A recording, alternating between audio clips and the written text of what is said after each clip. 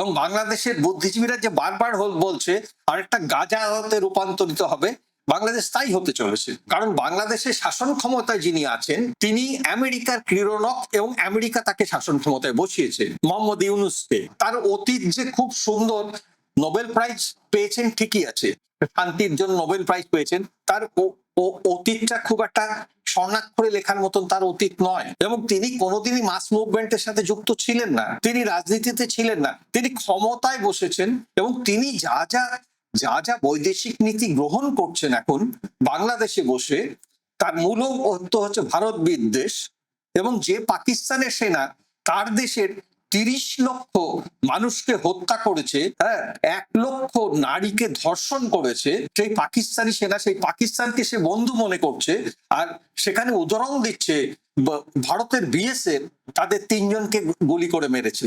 আমি এই যে বিএসএফ যে 3 জনকে গুলি করে একটা প্রশ্ন, সেটা হচ্ছে ভারত বিদ্বেষটা কেমন করে তৈরি করে বাংলাদেশে? ভারত বিদ্বেষ তৈরি হওয়ার কারণটা মূলত হচ্ছে সাম্প্রদায়িক। বাংলাদেশের এটা মূলত সাম্প্রদায়িক। আগে বলি যে 3 জনকে গুলি বিএসএফ হাতে যে 3 জন মারা গেছে পারাপার হতে গিয়ে, তাদের মৃত্যুটা খুবই দুঃখজনক। সেটা অ্যাভয়েড করা যেত বলে আমি মনে করি।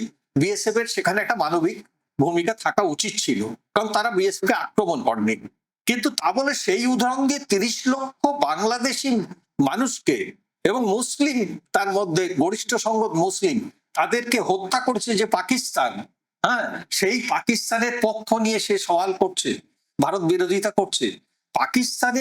পাকিস্তানের সাধারণ মানুষের মধ্যে ভারত বিদ্বেষটা তৈরি করা হয়েছে সাম্প্রদায়িক দিক থেকে। এই যুদ্ধের সময় পাকিস্তানের মানুষদের যখন ইন্টারভিউ নেওয়া হচ্ছিল, সাধারণ মানুষকে জিজ্ঞেস করা হচ্ছিল তুই ভারতের পক্ষে না পাকিস্তানের পক্ষে, তারা বলতো পাকিস্তানের পক্ষে। কেন? না, ওরা তো মুসলিম আর ওরা তো হিন্দু তারা। এটাই হচ্ছে মনোভাব। এবং বাংলাদেশে যে আন্দোলনগুলো সূক্ষ্মভাবে গড়ে তোলা হচ্ছিল বাইরের প্ররোচনায়, ভারত বিরোধী যে আন্দোলনগুলো গড়ে তোলা হচ্ছিল বিভিন্ন পকেটে, সেখানে ভারত বাংলাদেশকে শোষণ করেছে, এখান থেকে খেয়ে যাচ্ছে, এখানে বিদ্যুৎ বিক্রি করছে বেশি দামে। এই যেগুলো করা হয়েছিল তার পেছনে কোনো তথ্যগত কোনো যুক্তি তারা উপস্থাপন করতে পারেনি, কোনো তথ্যগত। আজকে আমি অনেককে বলেছি, আজকে ভারতের জায়গায় যদি চায়না থাকতো, বাংলাদেশ এতদিনে দখল হয়ে যেত। আরে বাংলাদেশ বলছে ভারত তাদেরকে শোষণ করছে, ভারত তাদের এই করছে, তো তার তথ্যগত প্রমাণ কিছু দিক যে কিভাবে শোষণ করছে ভারত একটা রেলওয়ে পাত করার চুক্তি করেছিল যে যাতে তাড়াতাড়ি দক্ষিণবঙ্গ থেকে উত্তরবঙ্গে যাওয়া যায়। বলছে এটা ভারত একটা জোর করে তাদের দাদাগিরি দেখিয়ে এগুলো করছে। সত্যি কি তাই? ভারত তো তাদেরকে পুরো রাস্তা দিয়ে দিয়েছিল ভুটান, নেপাল এদের সাথে বাণিজ্য করার জন্য, সেগুলো তারা ভুলে যাচ্ছে। আর ভারত তার নিজের রাষ্ট্রের এক জায়গা থেকে আরেক জায়গায় যাওয়ার জন্য একটা রেল লাইন পথ চেয়েছিল, এবং তার জন্য যে খরচ সেটাও দিতে ভারত রাজি ছিল। এইসব উদাহরণ দেখিয়ে বাংলাদেশে সাধারণ মানুষ তো জানে না কোনটা সত্যি কোনটা মিথ্যে, আমাদের দেশেও জানে না, বাংলাদেশেও জানে না। সেগুলো দিয়ে ভারতের বিরুদ্ধে একটা ন্যারেটিভ তৈরি করা হলো, এবং এই ন্যারেটিভ তৈরি করাটা খুব সোজা। এটা অস্বীকার করার কোনো জায়গা নেই যে ধর্মীয় দিক থেকে সাধারণ হিন্দুদের থেকে মুসলিমরা অনেক বেশি উগ্র।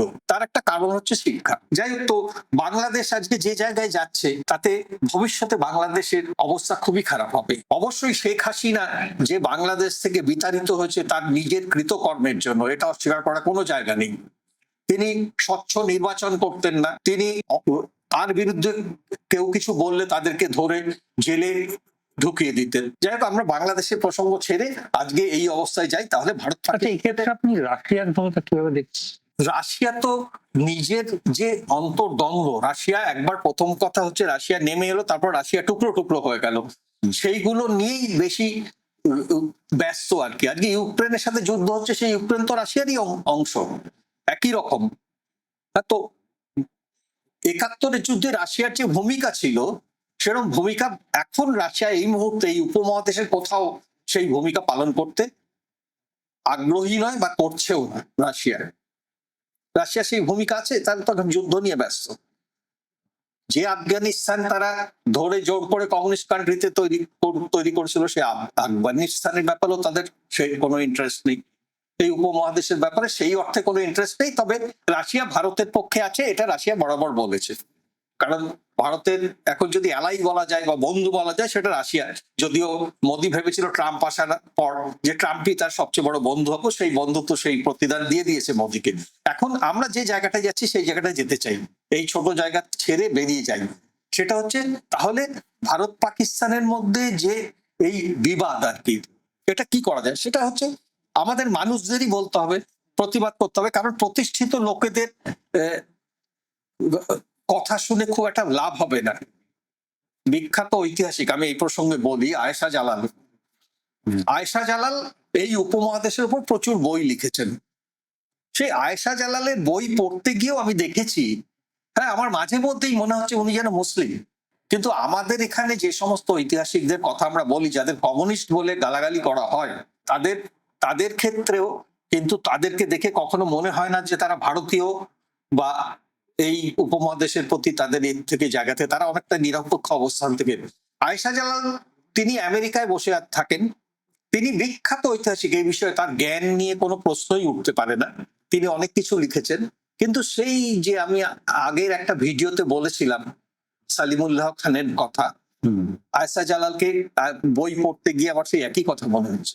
আয়েশা জালাল বলছেন তার বইয়ে যে পাকিস্তানে কোনো ডেমোক্রেসি নেই, কারণ সেখানে আর্মি, যে কথাগুলো আমরা বলাগুলো বলছেন, বলতে গিয়ে তিনি ডেমোক্রেসির উদাহরণ দিতে গিয়ে বলছেন যে আমেরিকার মতন শাসন ব্যবস্থা যদি থাকতো বা এখানকার নির্বাচন ব্যবস্থা যদি থাকতো, এই কথা বলতে গিয়ে তিনি বারবার ভারতের প্রসঙ্গ টেনে এনেছেন এবং সবসময় ভারতকে পাকিস্তানের মতনই একটা রাষ্ট্র হিসেবে চিহ্নিত করার চেষ্টা করেছেন। আমি অন্তত যেটুকু দেখেছি তা কাশ্মীর প্রসঙ্গে বলতে গিয়েও তিনি বারে বারে সেটাকে জেনোসাইড বলে করেছেন। কিন্তু আমি মনে করি না কাশ্মীরে কোনো নিরপেক্ষতার অভাব রয়েছে, হ্যাঁ? নিরপেক্ষ বিশ্লেষণের অভাব রয়েছে আপনার মনে হয়? বিশ্লেষণের অভাব না, আমি বলেছি না সেই সৈফুদ্দিন চৌধুরীর অমক কথা, জন্মের থেকে আমরা সাম্প্রদায়িক, সাম্প্রদায়িকের রক্ত আমাদের শরীরে ঢুকে যায়। আমি এই প্রসঙ্গ থেকে বেরোতে চাইছি একটা জায়গাতেই, আমি বলতে চাইছি যে পাকিস্তান এবং ভারতের মধ্যে যে দ্বন্দ্ব সেটা যদি শেষ হয়ে যায়, অর্থনৈতিক দিক থেকে দুটো দেশই ভীষণভাবে লাভবান হবে। কিন্তু এই দ্বন্দ্বকে বন্ধ করতে গেলে ভারতকে এগিয়ে আসতে হবে। শুধুমাত্র সংকীর্ণ ভোটেরা জেতার জন্য পাকিস্তানকে একটা সন্ত্রাসবাদী দেশ হিসাবে রেখে দেওয়াটা, এটা মোদির কাছে খুবই লাভজনক হতে পারে, কিন্তু আমাদের কাছে ভীষণ ক্ষতিকারী। পাকিস্তান এমন একটা দ্বীপের উপর দাঁড়িয়ে আছে, তাদের সেখান থেকে বের করে আনতে বা তাদেরকে সাহায্য করতে একমাত্র পারে তার পাশের দেশগুলি। তারা যদি মনে করে যে পাকিস্তানের মানুষ আমাদেরই মানুষ ছিল এক সময়, বাংলাদেশের মানুষ আমাদেরই মানুষ ছিল, যে আমরা সেটাকে সেটাকেই আমি আন্তর্জাতিকতাবাদ বলে বলছি। এটা এই সময় সেই মহাত্মা গান্ধীর যে চিন্তা, রবীন্দ্রনাথের যে চিন্তা, সেই চিন্তার ভাবনার জায়গা থেকেই বলছি ভারতকে এগিয়ে আসতে হবে, পাকিস্তানকে এই জঙ্গিবাদের কবল থেকে বেরিয়ে আসতে সাহায্য করার জন্য। পাকিস্তানের পক্ষে কোনো মতেই আজকে বেরিয়ে আসা সম্ভব নয়, কারণ সাঁড়াশি নিয়ে তার উপর দাঁড়িয়ে আছে আমেরিকা, তার এদিকে দাঁড়িয়ে আছে ইউরোপিয়ান ইউনিয়নের বেশিরভাগ শক্তিশালী রাষ্ট্রগুলো, আরেকদিকে দাঁড়িয়ে আছে ব্রিটেন। তো সেই ক্ষেত্রে পাকিস্তানকে এই জঙ্গিবাদের বাইরে বের করে আনতে একমাত্র ভারতই পারবে, ভারত যদি সদর্থক দৃষ্টিতে এটাকে দেখে। নইলে পাকিস্তানের যে জঙ্গি ঘাঁটি, সেটা এখান থেকে বোমা মেরে উড়িয়ে দিয়ে কিচ্ছু হবে না, আবার একটা জঙ্গি ঘাঁটি তৈরি হবে। সে তো সে লাদেনকে ওখানে নেমে আমেরিকা হত্যা করেছে, তারপরও তো আমেরিকা বলছে না যে পাকিস্তান এই করছে ওই করছে, পাকিস্তানকে কোনো সাহায্য দেব না। আইএমএফ লোনের ব্যাপারে আমেরিকা তাকে সাহায্য করছে। যে জাপান ভারতের এই যুদ্ধে নাকি ভারতকে প্রচুর করেছে, তারাও তো করছে। তো মোদ্দা কথা এটা হচ্ছে, এটা আমাদের দেশের মানুষকে বুঝতে হবে, পাকিস্তান যে জায়গায় দাঁড়িয়ে আছে ওখান থেকে পাকিস্তানের বেরোনো সম্ভব নয়। একমাত্র ভারতবর্ষই পারে পাকিস্তানকে বের করতে, সে যদি খোলা মনে সেখানকার মানুষের প্রতি সমবেদনা পূর্ণ দৃষ্টিতে তাকায়, আর ওই আমি হিন্দু ওরা মুসলিম ওরা মরুক এই দৃষ্টিভঙ্গি, এবং যে হিন্দুত্ববাদ বা হিন্দু জাতীয়তাবাদ আজকে ভারতবর্ষে তৈরি করা হয়েছে প্রতিটা জায়গায়, যেগুলো মোদিকে নির্বাচনে জিততে সাহায্য করবে, কিন্তু ভারতবর্ষের কোনো লাভ হবে না। ভারতবর্ষ সেই তিমিরেই চলে থাকবে, পাকিস্তানের অর্থনীতি শেষ হয়ে যাবে, কিন্তু ভারতবর্ষ এইভাবে দামি দামি অস্ত্র কিনে পাকিস্তানের সাথে যুদ্ধ করবে এবং চায়না পাকিস্তানকে সাপোর্ট দেবে, ভারতের আরো বেশি অস্ত্র, আরো উন্নত অস্ত্র কিনতে হবে। একটা রাফায়েল বিমান কিনতে কত কোটি টাকা খরচ হয়, আর ভারতবর্ষে সাধারণ মানুষের কাছে শিক্ষা নেই, অনেক মানুষের খাদ্য নেই, অনেক মানুষ রেল লাইনের ধারে থাকে, তাদের উপর এই করবে। এবং যারা এই কথাগুলো বলতে যাবে, যারা সদর্থক ভাবে বলতে চাবে, যে মানুষ হিসাবে মানুষকে দেখার চেষ্টা করুন, হ্যাঁ, তাদেরকে বলবে তোমরা পাকিস্তানে চলে যাও, এরা দেশদ্রোহী, এই বলবে। মোদির বা বিজেপি সরকার এই সমস্যার সমাধান করতে চায় না। পাকিস্তান যতদিন জঙ্গি দেশ হিসেবে থাকবে সেটা তার অস্ত্র, এবং ভারতবর্ষের ভেতরে ওইগুলো দেখিয়ে মানুষকে অন্য দিক থেকে মুখ ঘুরিয়ে রাখবে, অর্থনীতি থেকে মুখ ঘুরিয়ে রাখবে। সব দেশই তাই করে। আর এদিকে চায়না চাইবে অস্ত্র বিক্রি করতে, তার অস্ত্র, কারণ সবাই টাকা চায়, আমেরিকা চাইবে অস্ত্র বিক্রি করতে, এই অবস্থায় পৃথিবীটা দাঁড়িয়ে থাকবে। কিন্তু এই উপমহাদেশ দাঁড়িয়ে থাকবে, বাংলাদেশ একটা গাজার মতন জায়গায় পরিণত হবে। আমি আর ওইদিকে বিস্তৃত জায়গায় যাচ্ছি না, কিন্তু এটা কি সত্যি যে এটা খালি এইখানে ভারত পাকিস্তানের সমস্যা নেই? আজকে গাজায় যেটা হচ্ছে সেটা তো হচ্ছে রিয়াল জেনোসাইড, সেটা রিয়াল জেনোসাইড। গাজায় যেভাবে, হ্যাঁ, শিশু, মহিলা, এদেরকে হত্যা করা হচ্ছে, এটা জেনোসাইড নয়? এটা জেনোসাইড তো। আর বিরুদ্ধে গোটা পৃথিবীর ভূমিকা কি, এটা তো আমাদের ভাবতে হবে। এটা খালি ভারত পাকিস্তানের ঘটনা নয়, তার বিরুদ্ধে গোটা পৃথিবীর ভূমিকা কি। একটু আগে আমি সাদা চামড়ার কথা বলছিলাম, সেটা খুব পার্টিনেন্ট। আজকে যে হোলোকাস্টের কথা বলি আমরা, যে হোলোকাস্ট, যিনি ইহুতি নিধন, যে হোলোকাস্টের কথা বলি, তো সেটা কি হচ্ছে? আজকে পৃথিবীতে দুটো বিশ্বযুদ্ধের জন্য দায়ী কে? মূলত দুটো বিশ্বযুদ্ধ ইনিশিয়েটেড হয়েছে যে রাষ্ট্রের দ্বারা, সেই রাষ্ট্রের নাম হচ্ছে জার্মানি। দুটো বিশ্বযুদ্ধের পেছনে দায়ী, এবং সেই জার্মান যখন সেই বিশ্বযুদ্ধে অংশগ্রহণ করতে যাইছে, করছে, সেই সময় সেই মহিলার কথা মনে পড়ে যাচ্ছে, সেটা হচ্ছে রোজা লুক্সেমবার্গ। তাকে জার্মানির ভেতরে, সেখানে সিকিউরিটি ফোর্স তাকে তুলে নিয়ে যাওয়ার সময় গাড়ির থেকে নামিয়ে গুলি করে হত্যা করেছিল, তাকে এবং তার সাথে তার একজন সাথী ছিল। রোজা লুক্সেমবার্গের তার দোষ ছিল, তারা যুদ্ধের বিরুদ্ধে বলেছিল এবং জার্মানির যুদ্ধে অংশগ্রহণ করা উচিত নয়, তাই বলেছিল। আজকে কলকাতার বুকে যুদ্ধ বিরোধী আন্দোলন যখন হচ্ছে, একটি সংগঠন, সে যত দুর্বল সংগঠন হোক, সে বামপন্থী হোক, হ্যাঁ, তারা কয়েকজন জড়ো হয়ে যখন যুদ্ধ বিরোধী মিছিল করছে, তারা বলছে যুদ্ধ নয়, শান্তি চাই, সেটাকে কিভাবে চিহ্নিত করা হচ্ছে? পাকিস্তানের চর। এটা ফ্যাসিস্টদের ভূমিকা। সজল ঘোষ, কেউ যুদ্ধের বিরুদ্ধে মিছিল করছে, তাদের ওপর গিয়ে ডিজেল পেট্রোল ছুটছে, এর মানেটা কি?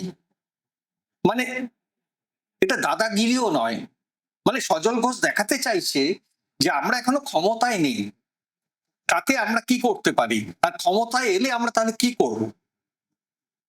মানে আজকে যদি পশ্চিমবঙ্গে বিজেপিতে ক্ষমতায় আসে, সজল ঘোষ তো অনেক সফট নেতা, তার উপর তো বড় নেতা আছে, শুভেন্দু অধিকারী আছে, তারা কি করতে পারে পশ্চিমবঙ্গে, তার একটা ছোট অংশ আমরা দেখতে পেলাম সজল ঘোষের মাধ্যমে। তারা যুদ্ধের বিরুদ্ধে বলছে, কোন মানুষ কি যুদ্ধ এটাকে জাস্টিফাই করতে পারবে যে যুদ্ধ সমস্ত সমস্যার সমাধান? যুদ্ধ মোদির সমাধান হতে পারে, কারণ যুদ্ধ না হলে সে ভোটে জিততে পারবে না। কিন্তু যুদ্ধ কি আমাদের বাঙালি জাতি, আমাদের ভারতবর্ষের গুজরাটি, বিহারি, রাজস্থানী বা সাউথ ইন্ডিয়ান যারা, তাদের সমস্যার সমাধান যুদ্ধ আমাদের ট্যাক্সের পয়সায় সমস্ত অস্ত্র কেনা হবে এবং সেই ইনডাইরেক্ট ট্যাক্সেশন মানুষের উপর পড়বে। তাই যুদ্ধ কোন সমাধান না। নিরীহ মানুষ মারা যাচ্ছে, তাতে কি হচ্ছে? এটা নিয়ে উল্লাস করার কিছু আছে যে পাকিস্তানের 10 জন মারা গেল? তো সাধারণ মানুষ মারা যাচ্ছে, আমাদের কি মনুষ্যত্ব বিসর্জন দিয়েছি? এবার পাকিস্তান যে বম্বিং করছে এদিকে, তাতে যে আমাদের এদিকে উড়ি সেক্টরে এবং জম্মু কাশ্মীরের বিভিন্ন জায়গায় যে এতগুলো মানুষ মারা গেল, তো যুদ্ধ কি কোনো সমাধান? অবশ্যই যে ঘটনা উগ্রপন্থীরা ঘটিয়েছে, 26 জনকে হত্যা করেছে, হ্যাঁ, সেটার বিরোধিতা করা উচিত, সবকিছু করা উচিত, কিন্তু সেটা সমাধান কোন পথে হবে সেটাও তো ভাবা উচিত। যখন আমেরিকা ভিয়েতনামের সাথে আমেরিকার যুদ্ধ চলছে, দীর্ঘদিন ধরে আমেরিকা যুদ্ধ করে যাচ্ছে ভিয়েতনামে, তখন আমেরিকায় কিন্তু এইভাবে জাতীয়তাবাদ গড়ে তুলতে পারেনি আমেরিকার প্রেসিডেন্ট। তখন প্রতিদিন আমেরিকার রাস্তায় হাজার নয় লক্ষ লোক রাস্তায় নামিয়ে ভিয়েতনামের উপর আমেরিকার যে আগ্রাসন তার বিরোধিতা করেছে। যখন আমেরিকা সাদ্দাম হোসেনের বিরুদ্ধে তার অ্যাগ্রেশন, যখন বম্বিং করছে ইরাকের ওপর, তখন আমেরিকার বুকে দাঁড়িয়ে আমেরিকার এই যে সৈন্য দিয়ে মানুষকে খুন করা, বম্বিং করা, তার বিরুদ্ধে আমেরিকার মানুষ বিরোধিতা করেছে। তো এটা তো গণতন্ত্র। আমি পশ্চিমবাংলায় দাঁড়িয়ে বলতে পারবো না যুদ্ধ কোনো সমাধান নয়, যুদ্ধ নয়, শান্তি চাই। মহাত্মা গান্ধী যেটা তার সারা জীবন ধরে বলে গেলেন, আমি সেটা বলবো না? তাহলে আজকের যুগে মহাত্মা গান্ধী বেঁচে থাকলে সেও তো দেশদ্রোহী হয়ে যেত, কারণ তিনি অহিংসার বাণী প্রচার করতে চেয়েছেন, অহিংসার বাণী প্রচার করতে চেয়েছেন। তো এটা তো কখনো চলতে পারে না, কখনো চলতে পারে? মানুষকে মধ্যে হিন্দু জাতীয়তাবাদ জাগিয়ে তুলে তাকে হয়তো এক্সপ্লয়েট করা যেতে পারে কিছুটা সময় ধরে, কিন্তু ভারতবর্ষের মানুষ তারা হচ্ছে অনেক মত, অনেক পথ, অনেক ভাষা মিশ্র একটা সংস্কৃতি। তার মধ্যে থেকে সবচেয়ে বড় ভারতবর্ষের সংস্কৃতি সেটা হচ্ছে সত্যের পক্ষে, হ্যাঁ, অসত্যকে রেজিস্ট করা। আমরা বারবার দেখেছি, আমরা ইমার্জেন্সির পর ভারতবর্ষের মানুষের ভূমিকা দেখেছি, কিন্তু সেই জায়গায় ভারতবর্ষের মানুষ আসার আগে আমাদের অনেক ক্ষতি করে দেবে এই ধরনের ফ্যাসিস্ট চিন্তা ভাবনা। তারা তারা মানুষের কোমর ভেঙে দিতে পারে আর কি, এইরকম ভাবে যে তুমি কিছু বলতে পারবে না, তুমি পাকিস্তানে চলে যাও, লেলিয়ে দেওয়া হবে। এবং সবচেয়ে বড় কথা হচ্ছে বিজেপির এখানকার নেতাদের যে ভূমিকা, তাকে পূর্ণ শক্তিতে সাপোর্ট করছেন মমতা ব্যানার্জি এবং তার সরকার। কোনো ব্যবস্থাই নেওয়া হচ্ছে না এদের বিরুদ্ধে। আজকে তৃণমূলের সাথে যদি বিজেপির একটা এরকম হতো, তৃণমূলের মিছিলে যদি পেট্রোল আর ছুটতো, যেটা কখনোই সজল ঘোষ করবে না, তাহলে তৃণমূল নেত্রী ছেড়ে দিত। এটা কেন করছে বলে আপনারা? তারা তারা তো এই যে হিন্দুত্ব জাগিয়ে তুলে বিজেপি এখানে ক্ষমতায় আসতে চাচ্ছে এবং মমতা এখানে টিকে থাকার জন্য সেই হিন্দুত্বের অংশ হতে চাইছে, সেই হিন্দু ভোটের অংশ তার দিকে নিতে চাইছে।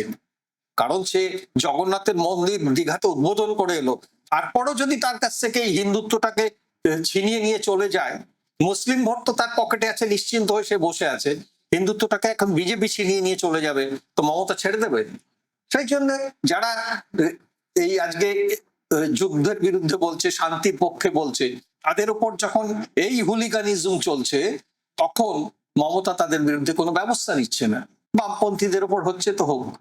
এবার আমি এর বৃহৎ অংশে আসছি, যেটা না বললে একদম এসে যাবে না। এটা শুধুমাত্র মনে হবে বোধহয় আজকে ভারতবর্ষের সংকীর্ণ রাজনীতি বা সন্ত্রাসবাদের কবলে পাকিস্তান বা বাংলাদেশের যে মৌলবাদী রাজনীতি বা চায়নার যে আগ্রাসী রাজনীতি, সেইটুকু এই এশিয়াতেই বোধহয় সম্ভবত তা নয়। এগুলো সবগুলোর পেছনে ইউরোপিয়ান কান্ট্রি এবং আমেরিকার একটা বড় ভূমিকা আছে।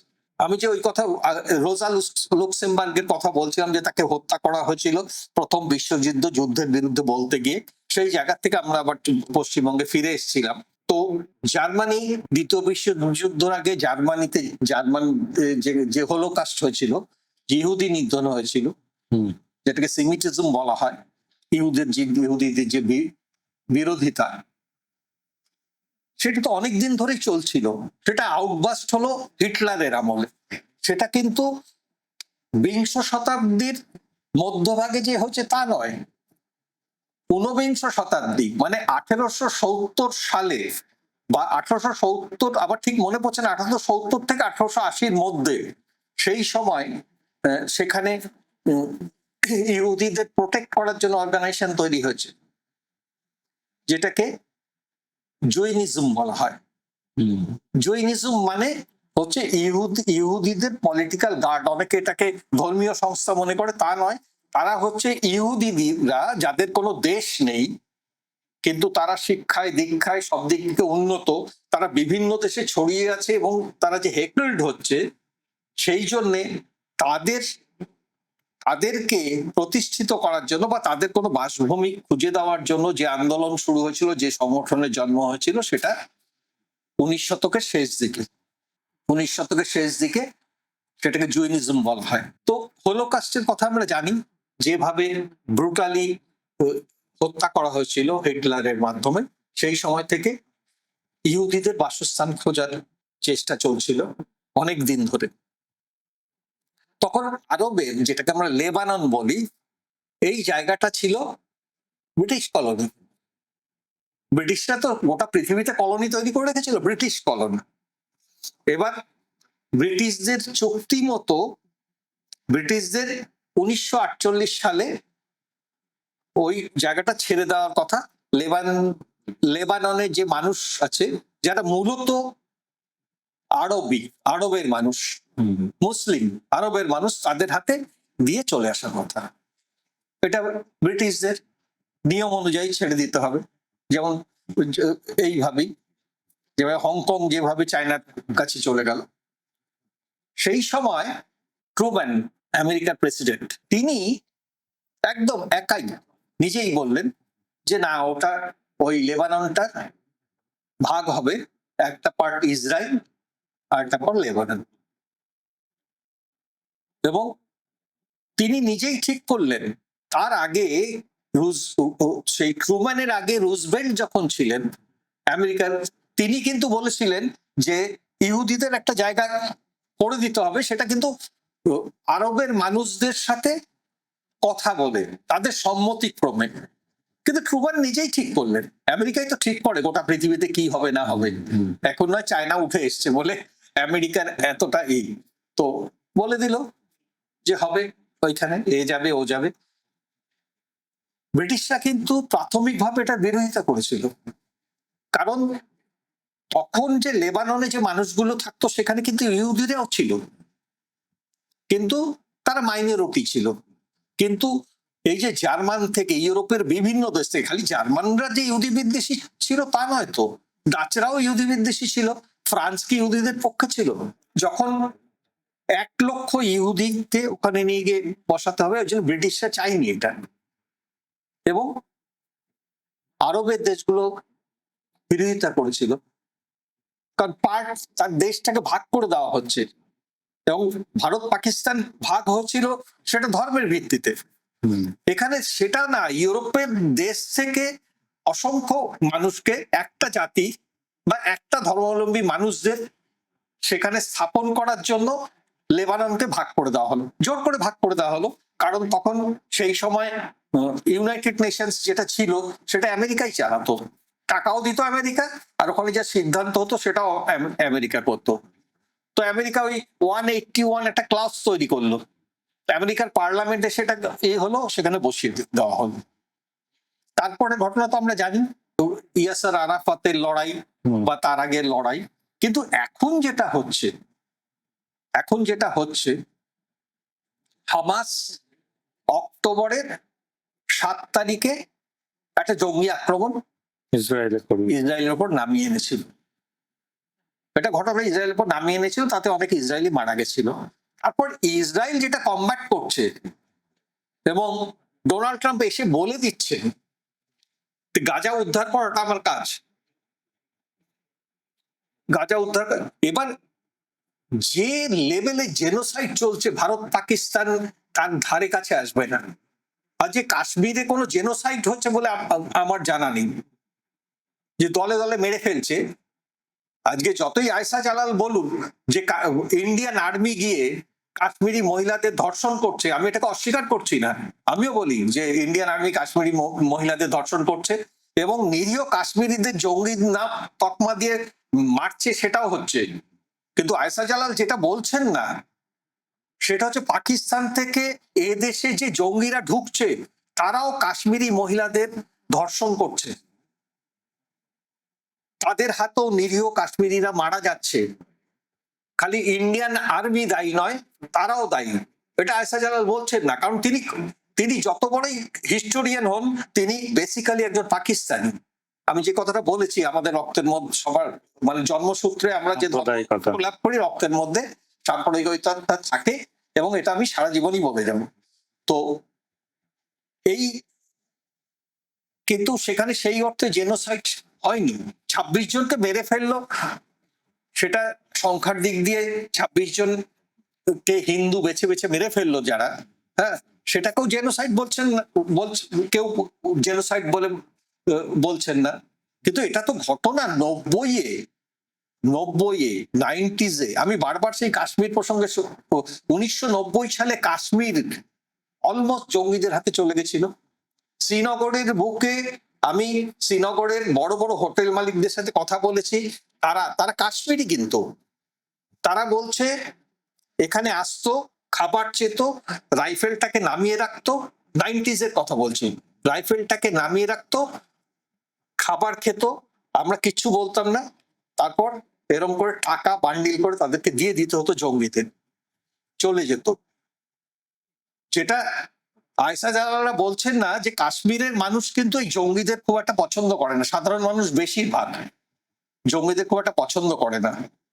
এটা তো ঘটনা। কাশ্মীরি একজন মুসলিম, তিনি অক্সফোর্ডের লেকচারার, নামটা আমি এখন মনে করতে পারছি না, তিনি বলছেন যে আমার সাথে কাশ্মীরি পণ্ডিতদের খুব, আমার পরিবারের সাথে খুব ভালোই ছিল, আমরা তারা আমাকে মুসলিম বলে মনে করতো না, মহিলা, হ্যাঁ, এই করতো, কিন্তু তাদেরকে যখন সরিয়ে দেওয়া হতো, তাদেরকে হত্যা করা হলো, তখন আমার বাবা প্রতিবাদ করতে পারেনি, কারণ বন্দুকের নলে পণ্ডিতদের ওখান থেকে সরিয়ে দেওয়া হয়েছে। এগুলো অস্বীকার করার জায়গা নেই। আমি আজকে বামপন্থী হয়ে, মুক্তমনা হয়ে সত্যটাকে অস্বীকার করবো, এটা হতে পারে না। এই ঘটনাগুলো ঘটেছে কাশ্মীরে, কিন্তু কাশ্মীরে ভারতবর্ষের সৈন্যরা যে একটা জেনোসাইড চালিয়েছে, এটা আমি মনে করি না। জেনোসাইড চলছে ওইখানে, গাজাতে, এবং তার পেছনে কে কারা আছে? সমস্ত ইউরোপিয়ান কান্ট্রিগুলো আছে, সমস্ত ইউরোপিয়ান কান্ট্রিগুলো তার পেছনে আছে। যে জার্মানি এই ইহুদিদের একসময় ধরে ধরে হত্যা করেছে, যে তাদেরকে নিয়ে গিয়ে ক্যাম্পে নিয়ে গিয়ে গ্যাস চেম্বারে নিয়ে গিয়ে হত্যা করেছে, যে জার্মানি, তারাও আজকে ইসরায়েলের পক্ষে। আমেরিকা তো ভীষণ ভাবে পক্ষে। আমেরিকা তো গাজাটাকে দখল করে নেবে, এটা ট্রাম্পের লক্ষ্য। কেন করতে চাইছে এরা? সেই অমোঘ। কিন্তু আজকে যতই ভারত পাকিস্তানের মধ্যে ধর্মীয় বিভাজন, তার থেকে যে লড়াই, এই কথা বলা হচ্ছে, আসলে এখানে কিন্তু সাদা চামড়া কালো চামড়ার প্রশ্ন উঠে আসছে। এর পেছনে একটা ঐতিহাসিক ব্যাপার আছে। আজকে ইসলামোফোবিয়া বা ইসলামীদের যে সন্ত্রাসবাদ, সেটাকে বারবার তুলে ধরা হচ্ছে। তার কারণটা কি? মুসলিম মানেই কি সন্ত্রাসী? মুসলিম মানেই মানে সন্ত্রাসবাদ? যখন পৃথিবীর সাদা চামড়ার মনে করত যে আমরাই শিক্ষিত, ভদ্র, সভ্য, আমাদের হাতে অস্ত্র আছে, আমাদের কাছে সবকিছু আছে, এবং পৃথিবীর আর সমস্ত যাদের ব্ল্যাকি বলে আমরা চিনি, যে আফ্রিকার কালো চামড়া না, ভারতীয়, এবং কাশ্মীরের যে লোকেরা যাদের গায়ের রং ফর্সা, তারাও কিন্তু তাদের চোখে ব্ল্যাকি, তারাও ব্ল্যাকি, হ্যাঁ, তাদের তাদের ভোগ দখল করাটা আমাদের কাজ। আজকে আমেরিকাকে স্বাধীন করেছিল যে ব্রিটেনের হাত থেকে যারা বহু বছর আগে, সেখানকার, তাতে রেড ইন্ডিয়ানদের একটা ভূমিকা ছিল, ওখানকার ট্রাইবালদের এখন ভূমিকা ছিল, তারা আজকে আমেরিকায় নেই, আমেরিকার শাসন ক্ষমতাতেও নেই। তো এই যে কলোনি যখন তৈরি করতে শুরু করলো ব্রিটিশ এবং ইউরোপিয়ান দেশগুলো, অস্বীকার করার কোনো জায়গা নেই। যতই আমি ভারতীয় হই, যতই হিন্দু হই, গোটা পৃথিবীতে সবচেয়ে বেশি প্রতিরোধ এসেছিল যাদের কাছ থেকে, তারা হচ্ছে ইসলামী ধর্মাবলম্বী, তাদের কাছ থেকে এই প্রতিরোধ ছিল। সেটা আফ্রিকাতেই হোক, আরবেই হোক, বা ভারতবর্ষেই হোক, বা অন্য জায়গায় হোক। তখন থেকে এই ইসলামোফোবিয়া ইউরোপের মানুষদের মধ্যে কাজ করতে শুরু করেছে। এই জন্য আজকে নির্বিচারে একটা জেনোসাইড চলছে। আমি অনেক গৃহবধূর কাছে শুনেছি যে পেপার পড়ে অনেক সাধারণ মানুষ, মহিলা আমাদের এখানে, তারা ধর্মপ্রাণ মহিলা, তাদের দেখেছি তারা বলছে পেপার খুলে ওই গাজা দেখতে ইচ্ছে করে না, ওই শিশুদের হত্যা, এদের হত্যা। তাদের মধ্যে মানবিক যে জায়গাটা সেটা তাদের মধ্যে আছে, কিন্তু কোনো মানবিকতা নেই পৃথিবীর এই সোকল্ড যারা আর কি সাদা চামড়ার মানুষ, ইউরোপীয় বা আমেরিকান, এরা খালি নিজেদের স্বার্থই দেখে। এইখানে প্রথমে যেটা দিয়ে শুরু করেছিলাম সেই আন্তর্জাতিকতাবাদ, সেটা হচ্ছে বিশ্ব মানবতার যে কথা রবীন্দ্রনাথ ঠাকুর বলেছিল, সেই প্রসঙ্গ আজকেও চলে আসছে। একটা হাসপাতালের উপর বোম্বিং করছে, সেখানে শিশু মোটামুটি বিভিন্ন সংস্থা থেকে যে সার্ভে করা হচ্ছে যে ৮০,০০০ মানুষ মারা গেছে, তার ১৫% হচ্ছে শিশু, তার ১২ থেকে ১৮% মানুষ হচ্ছে মহিলা। এইভাবে তাদেরকে মেরে মেরে ফেলা হচ্ছে। আর তুমি হলোকাস্ট, তোমার উপর যারা যে অত্যাচার চালিয়েছিল, যে হলোকাস্টের কথা বলছো, যে সেমিটিজম থেকে তোমার ইহুদিদের এই জাতীয়তাবাদ গড়ে উঠেছে, হ্যাঁ, সেগুলো কে করেছিল? আরবের লোকেরা, ওই ইউরোপিয়ানরা। তো তারা আজকে তাদের পেছনে দাঁড়িয়েছে, এদের পেছনে দাঁড়িয়েছে ওইখানে একটা এরকম জেনোসাইড চালানোর জন্য, নির্বিচারে মানুষকে হত্যা করছে। কোনো যুক্তি দিয়ে সেটাকে সমর্থন করা যায় না, কোনো যুক্তি দিয়ে সমর্থন করা যায় না। এবং এটা আমাদের বুঝতে হবে, আমাদের দেশের মানুষকে, যে পাকিস্তান আমার শত্রু নয়, বাংলাদেশ আমার শত্রু নয়, বা পাকিস্তানের মানুষকে বুঝতে হবে ভারত তাদের শত্রু নয়, বাংলাদেশের মানুষকে বুঝতে হবে যে ভারত তাদের শত্রু নয়। আমরা যাতে একসাথে একটা বৃহৎ শক্তি হয়ে না দাঁড়াতে পারি আমাদের মধ্যে এর থেকে, সেই জন্যে এরা কোনোদিনই আমাদের এখান থেকে এই সমস্যাটাকে সরাতে দেবে না। আমাদের হিন্দু জাতীয়তাবাদ জাগ্রত করে কোনো লাভ নেই, আমাদের ভবিষ্যৎ প্রজন্ম কিন্তু এর থেকে কোনো লাভ হবে না। আমরা ভিখারি হয়ে যাব, যুদ্ধ লড়তে লড়তে আমরা ভিখারি হয়ে যাব, কোনো লাভ নেই। তাই আজকে যদি পাকিস্তানকে বেল আউট করতে হয়, আইএমএফ পারবে না পাকিস্তানকে বেল আউট করতে, কারণ পাকিস্তানকে যে টাকা দেবে পাকিস্তান সেটা অস্ত্রে ক্ষতি করবে, অস্ত্রে ইনভেস্ট করবে।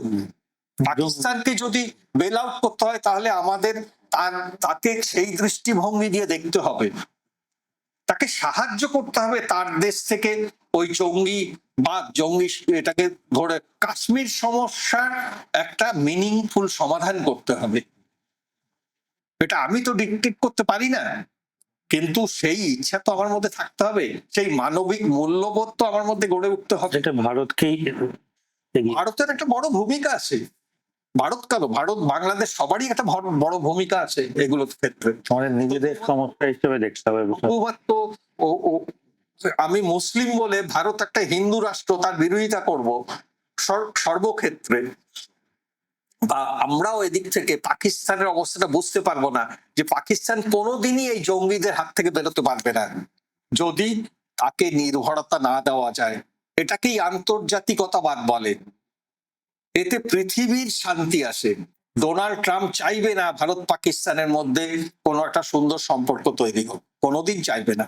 ইউরোপের দেশগুলোও চাইবে না, এবং চায়নাও চাইবে না ভারত পাকিস্তানের মধ্যে একটা শান্তি আসুক, কারণ চায়নার বিজনেস আছে এখানে।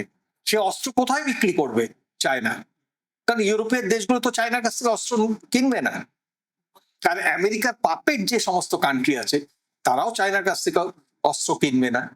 তো সব বেশিরভাগই তো এই লবিতে। রাশিয়া তো চায়নার কাছ থেকে অস্ত্র নেবে না, রাশিয়া নিজেই অস্ত্রের স্বয়ং সম্পূর্ণ।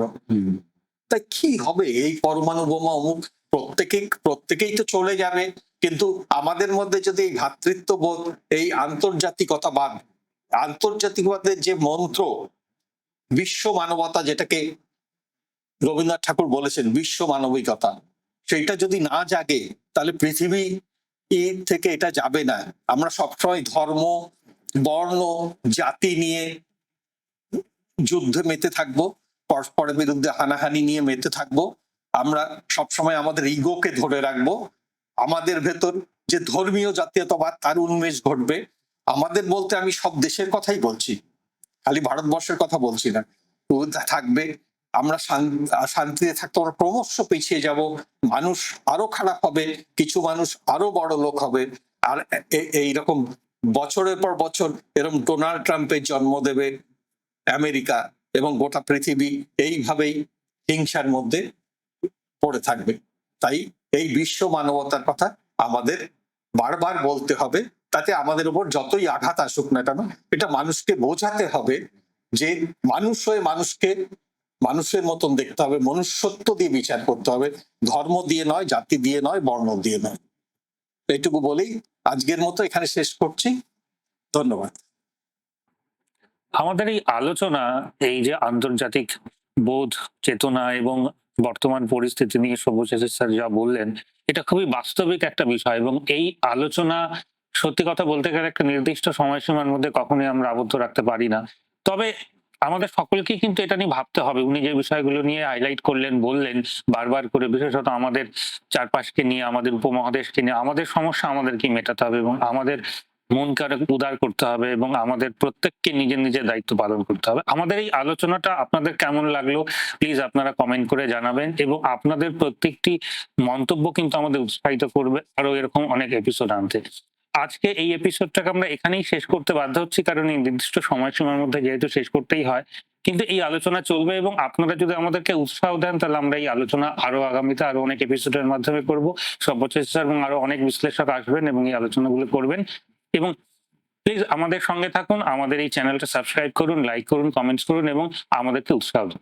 অন্বেষার ইউটিউব চ্যানেল থেকে আমাদের তরফ থেকে আপনাদের সকলকে শুভেচ্ছা, অভিনন্দন এবং আমাদের সঙ্গে থাকার জন্য ধন্যবাদ।